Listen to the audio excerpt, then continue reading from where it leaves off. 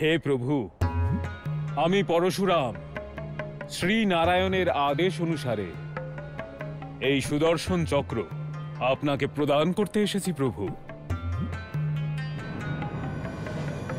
সংসারে ধর্ম স্থাপন করতে এই সুদর্শন চক্র আপনাকে সাহায্য করবে। একে গ্রহণ করুন প্রভু আর ধারণ করুন।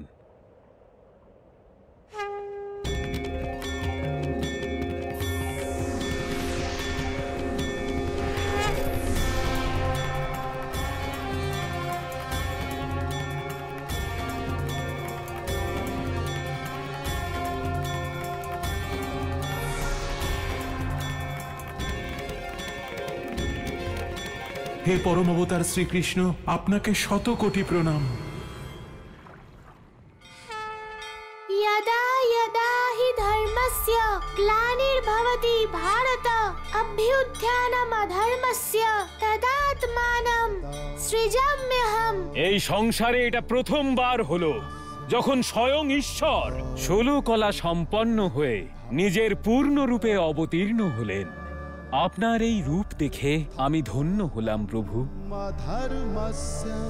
এটা সংসারের এমন এক দুর্লভ ঘটনা যা না আগে কখনো হয়েছে না ভবিষ্যতে কখনো হবে। হে পরশুরাম, আমি দেবকীনন্দন কৃষ্ণ প্রতিজ্ঞা করছি যে সুদর্শন চক্রের পবিত্রতায় কোনো আঁচ লাগতে দেব না। আমার কাছে সংসারে কর্মই হবে সর্বশ্রেষ্ঠ। অধর্মের বিনাশ আর ধর্ম স্থাপন আমার লক্ষ্য হবে। হে সুদর্শন চক্র, এবার তুমি আমার সংকল্প পূরণে সাহায্য করবে।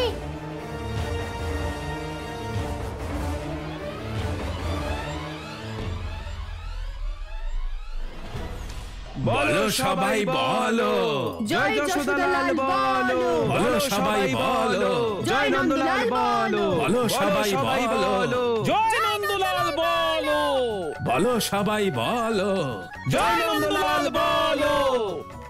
এই দাঁড়ো দাঁড়ো দাঁড়ো, কানাই দেখো আমি কি এনেছি। কি এনেছো? মাখন এনেছি তোমার জন্য, নিজের হাতে বানিয়ে। নাও খাও। না কানাই,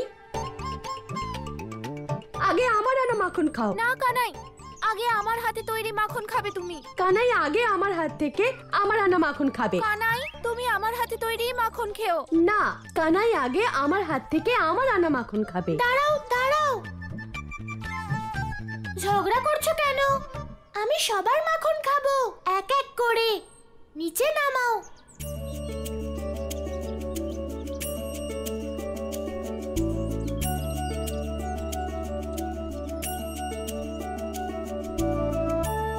কারণ দেখো, ভগবান আমাকে একটাই মুখ দিয়েছেন। এখন কি আমাকে দেখতেই থাকবে নাকি মাখনও খাওয়াবে?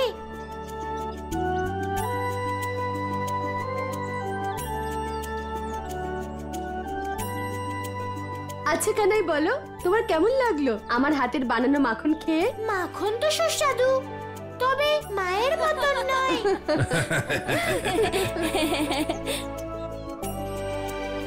মা কোথায়? আমাকে মায়ের কাছে যেতে হবে। ভগবান কংসের জয়, ভগবান কংসের জয়। ভদ্রাক্ষ, ভগবান, আমার চক্ষু স্থির হয়ে গেছে, আমার মন প্রসন্ন হয়ে গেছে। এমন মনে হচ্ছে যেন জ্যৈষ্ঠ মাসের প্রখর গরমে দুপুর বেলায় শ্রাবণ মাসের বৃষ্টির প্রথম ফোঁটা টপ করে যেন এসে পড়েছে। ভগবান,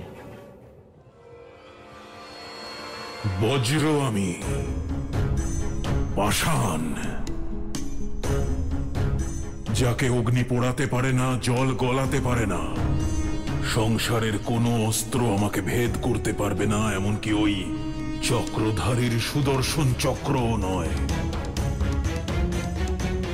এখন ভগবান কংস অজর, অমর, অবিনশ্বর। ভগবান, এ তো ভীষণ ভীষণ আনন্দের কথা। কিন্তু ভগবান, আমার ছোট্ট মাথায় একটা ছোট্ট প্রশ্ন জেগেছে। বলো। ভগবান, আপনি তো নিজের শরীর বজ্রের ন্যায় বানিয়ে ফেললেন, কিন্তু ওই কানাই, ও কি অমৃত পান করে এসেছে নাকি?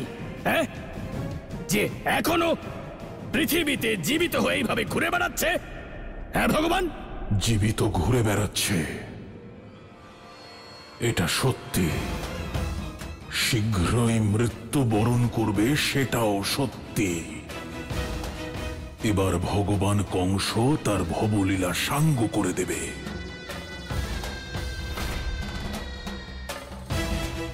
10 দিন পরে অমাবস্যা। যাও, ওই বসুদেব ভক্ত অক্রূরকে ডাকো। পরম অবতার শ্রীকৃষ্ণকে আহুতি দেওয়ার যজ্ঞ কুণ্ড প্রজ্বলিত করার সময় এসে গেছে। যাও। যথাজ্ঞা ভগবান।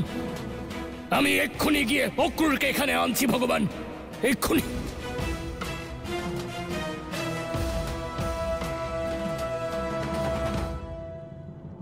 চক্রধারী, নিজের মৃত্যুদাতার মৃত্যুর সময় নির্ধারিত করে দিয়েছি আমি। 10 দিন পরে অমাবস্যায় তোমার ওই পরম অবতার শ্রীকৃষ্ণকে বধ করে দেব আমি। সব ভোজন তৈরি হয়ে গেছে তো? হ্যাঁ, সব তৈরি হয়ে গেছে, শুধু কানাইয়ের আসার অপেক্ষা। আমার কানাই যেন এমন না ভাবে যে ওর মা ওর পছন্দের কোনো ভোজন বানায়নি। এক্ষুনি চলে আসবে। মা, আমি এসে গেছি মা।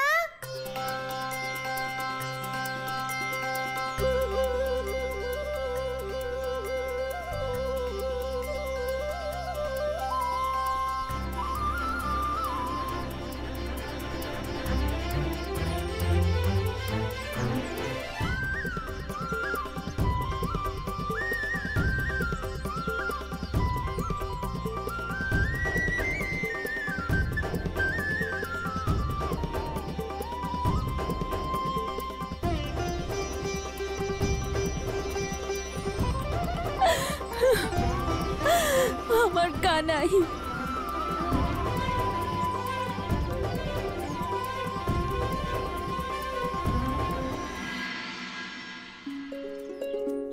কানাই, তুই ঠিক আছিস তো? মা, আমাকে আনতে বৃন্দাবনের সবাই গিয়েছিল, কিন্তু তুমি যাওনি। কেন যাওনি মা? তুমি আমার ওপর রেগে আছো, তাই না মা? রাগ? তোর মা তোর উপর রেগে থাকতে পারে কখনো?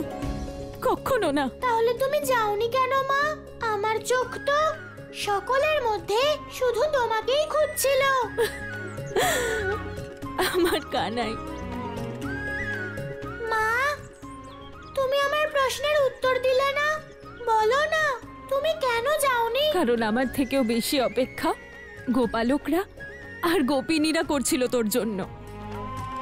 আর যদি আমি যেতাম, তখন গোপালক, গোপিনীরা সবার ইচ্ছে অসম্পূর্ণ থেকে যেত। তাই আমি যাইনি, কারণ তখন তুই শুধু আমাকেই দেখতিস। মা, আমি তো জানি যে সবাই আমাকে তাদের প্রাণের থেকেও বেশি ভালোবাসে, কিন্তু মা, তোমার মতো ভালো আমাকে কেউ বাঁচতে পারে না। তাই আমি সিদ্ধান্ত নিয়েছি যে এখন আমার নামের সঙ্গে তোমারও নাম যুক্ত হবে মা। আর সেটাও আগে যশোদানন্দন কৃষ্ণ।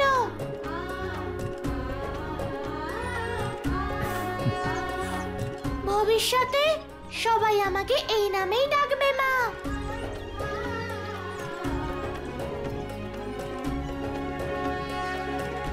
কানাই, একবারও মনে পড়েনি বল আমাকে?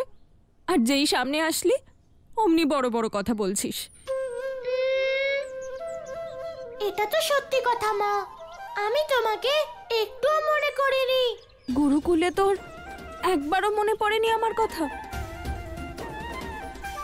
মা, মনে তো তাদের করা হয় যারা আমাদের থেকে দূরে চলে যায়, অথবা আমরা যাদের থেকে দূরে চলে যাই। কিন্তু তুমি তো আমার থেকে কখনো দূরে যাওইনি মা।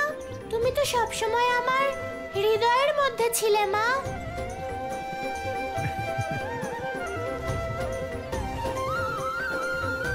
গুরুকুলে গিয়ে অনেক বুঝতে শিখেছিস বল, কত বড় বড় কথা বলছিস। যশোদা, সমস্ত ভালোবাসা আর স্নেহ শুধু কানাইয়ের জন্যই, নাকি বলরামও কিছু পাবে? বলরাম, তুই ঠিক আছিস তো? হ্যাঁ কাকি, আমি একদম ঠিক আছি। কিন্তু গুরুকুলে ফল মূল শাকসবজি জোয়ার বাজরা খেতে খেতে মিষ্টির স্বাদ কেমন হয় সেটা তো আমি ভুলেই গেছি। আমার ভীষণ খিদে পেয়েছে। হ্যাঁ বলরাম, আর সেই জন্য আমি তোর পছন্দের ভোজন তোর জন্যে আর কানাইয়ের জন্যে বানিয়েছি। চল আয়।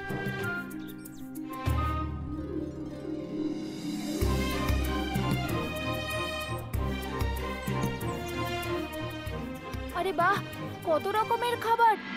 এগুলো দেখেই তো আমার খিদে আরো বেড়ে গেছে।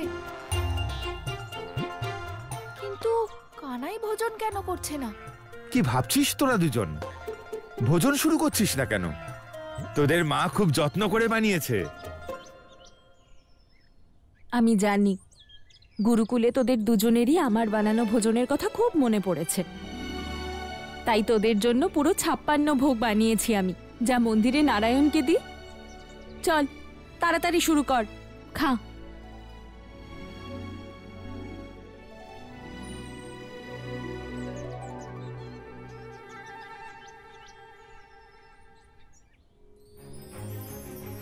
মা, আমি বুঝতে পারছি না যে প্রথমে আমি কোনটা খাবো। তোমার হাতের স্পর্শে তো যে কোনো ভোজনেরই স্বাদ আরো বেড়ে যায়। এটা তো তোমার হাতের তৈরি 56 ভোগ। কাকি, এই লাড্ডুগুলো তো দারুণ খেতে। माँ के हाथ के 56 व्यंजन प्रेम से पावे नंद के नंदन।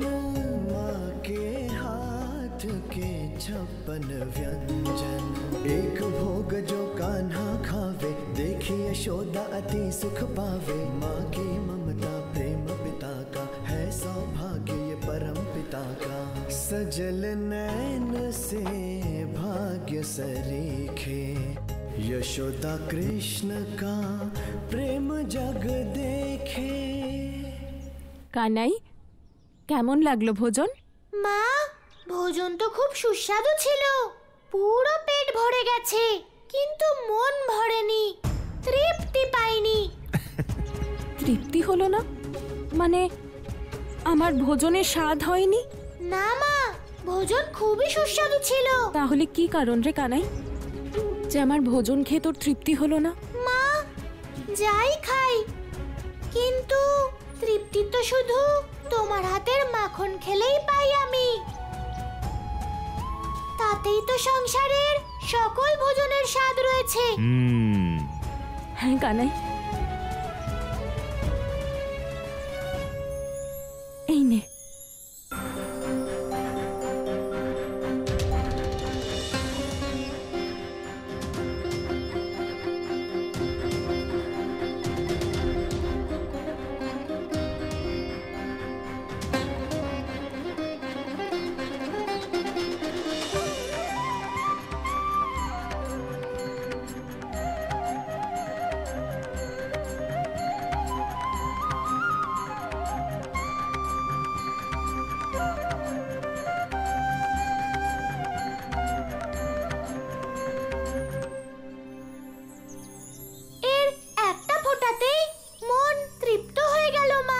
আমি জানতাম কানাই, সেই জন্যই তো আমি তোর জন্য মাখন বানিয়েছি আর কাউকে স্পর্শ পর্যন্ত করতে দিইনি। কিন্তু মা, তুমি মাখন আগে আনোনি কেন তাহলে? আমি দেখতে চাইছিলাম কানাই, যে গুরুকুলে গিয়ে মায়ের হাতের বানানো মাখনের স্বাদ তুই ভুলে গেছিস কিনা।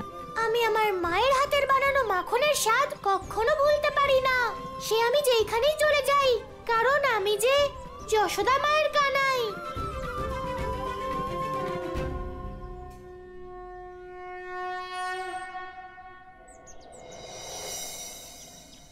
রাধা, রাধা! কানাই, কানাই গুরুকুল থেকে ফিরে এসেছে। রাধা, মনে হচ্ছে ওর শিক্ষা সম্পূর্ণ হয়ে গেছে। গোপিনীরা, তোমরা কি রাধাকে দেখেছো? কখন থেকে রাধাকে খুঁজছি। কিন্তু কোথাও পাচ্ছি না। না কানাই, কদিন ধরে ও তো আমাদের সঙ্গে খেলতেও আসেনি। এখন আমি কোথায় খুঁজবো রাধাকে? কানাই, উজ্জয়িনী থেকে ফিরে এসেছো? শিক্ষা লাভ সম্পূর্ণ হয়েছে? হ্যাঁ কাকা, কিন্তু তুমি বলতে পারবে যে রাধা কোথায়? আমি রাধার সখীদেরও জিজ্ঞেস করেছি, কিন্তু ওরা তো বলছে যে রাধা ওদের সঙ্গে খেলতেই আসে না। কি বলবো কানাই, জবে থেকে ওর মা চলে গেছে, ওর জীবন থেকে যেন হাসি খুশি চলে গেছে। না ও কারোর সাথে কথা বলে, না কোথাও খেলতে যায়, শুধুমাত্র নিজেকে গৃহবন্দী করে রেখে নির্জীব প্রাণের মতো রয়েছে। ও আর আগের মতো নেই কানে, আগের মতো নেই। যেন সংসার, পরিবার, সমাজ, গৃহ, এমনকি নিজেকেও ভুলে গেছে। আমি বুঝতে পারছি না কানাই যে আমি এমন কি করব যাতে আমি আমার আগের রাধাকে ফিরে পাবো। আমি অসহায় হয়ে গেছি কানাই, অসহায় হয়ে গেছি। কাকা, তুমি চিন্তা করো না, এখন আমি এসে গেছি। আমি ফিরিয়ে আনবো তোমার পুরনো রাধাকে। শুধু তুমি আমাকে এইটা বলো যে রাধা কোথায়?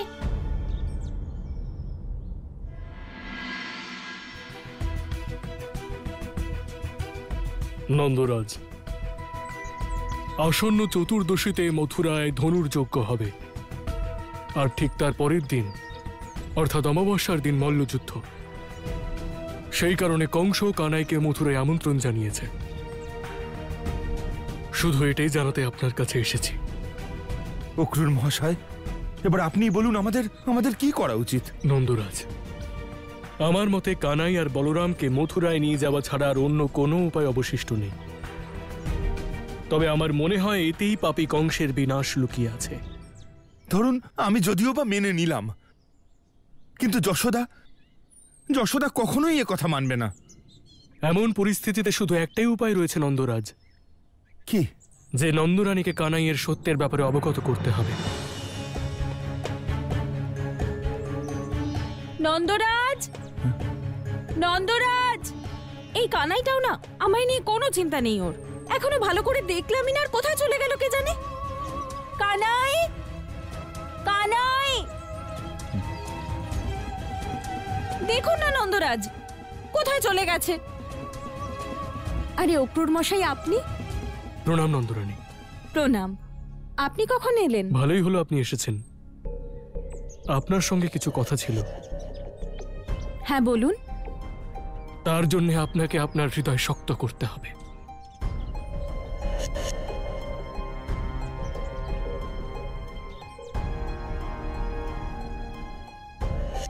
বলুন অক্রুর মশাই। নন্দরানী, কানাই আপনার পুত্র নয়।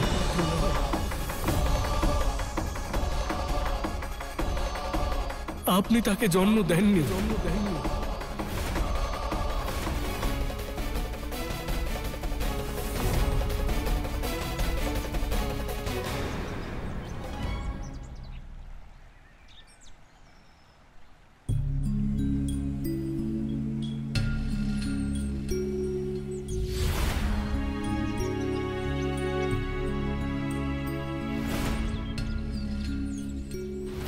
মা, কথা বলো, চোখ খোলো।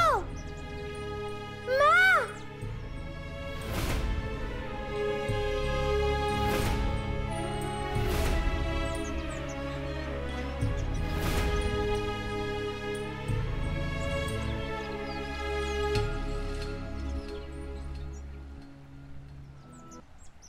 গোপিনী কেঁদো না, আমি এসে গেছি তো। এবার সব ঠিক হয়ে যাবে। দেখো আমি তোমার জন্য কি এনেছি, তোমার পছন্দের ফল জাম। মনে হচ্ছে জাম দেখেও রাধার মন প্রসন্ন হলো না। এখন আমাকে ওর প্রিয় বাঁশরি বাজাতে হবে।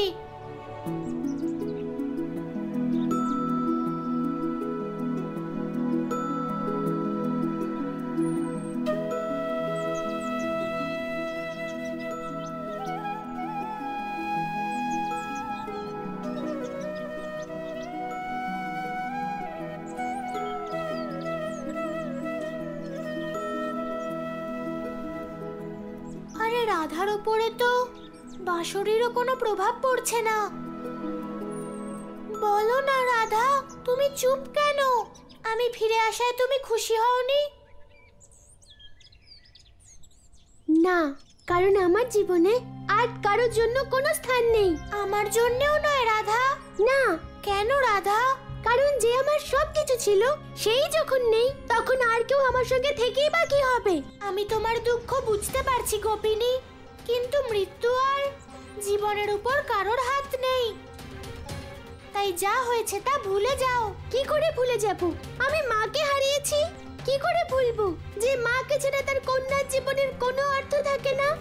কি করে ভুলবো? ভুলতেই হবে রাধা, কারণ কোনো কিছুই স্থায়ী নয়।